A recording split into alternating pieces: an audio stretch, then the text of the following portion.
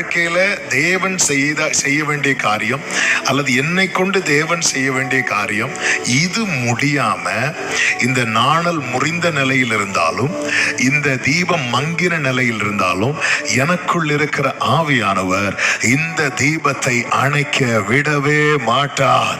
நம்புறவங்க சத்தமா ஒரு ஆமேன்னு சொல்லுங்க பார்க்கலாம். ஓட்ட முடியாமல், ஹல்லேலூயா, என் ஓட்டத்தில் நான் தனிமை இல்லை, நேசித்தவர் என்னை வெறுக்கவில்லை, தகப்பன் வீட்டில் கொண்டு சேர்த்திடுவார், நம்புவேன்.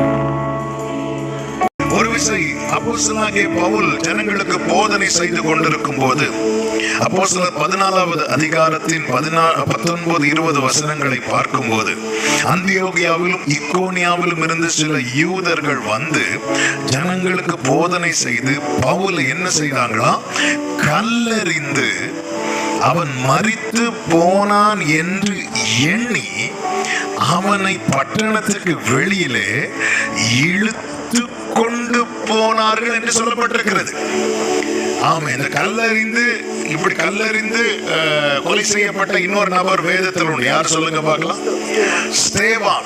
அதே போலதான் கல்லறிகிறாங்க. யார தெரியுமா? பவுல. கண்டிப்பா செக் பண்ணி பார்த்திருப்பாங்க.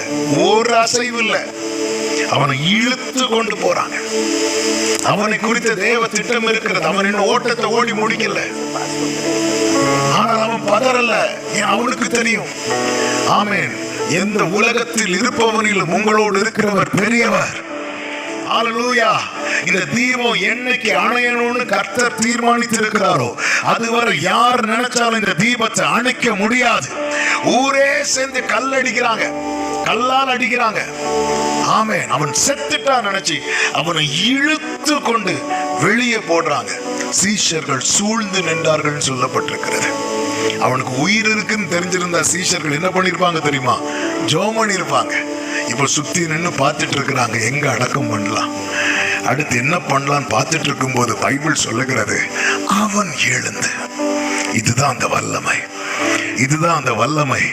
அவன் எப்பொழுது சாவான், அவன் பேர் எப்பொழுது அழியும் என்று சத்துரு பார்த்து கொண்டிருக்கும் போது சத்துருக்களுக்கு முன்பாக பந்தியை ஆயத்தப்படுத்துகிறவர்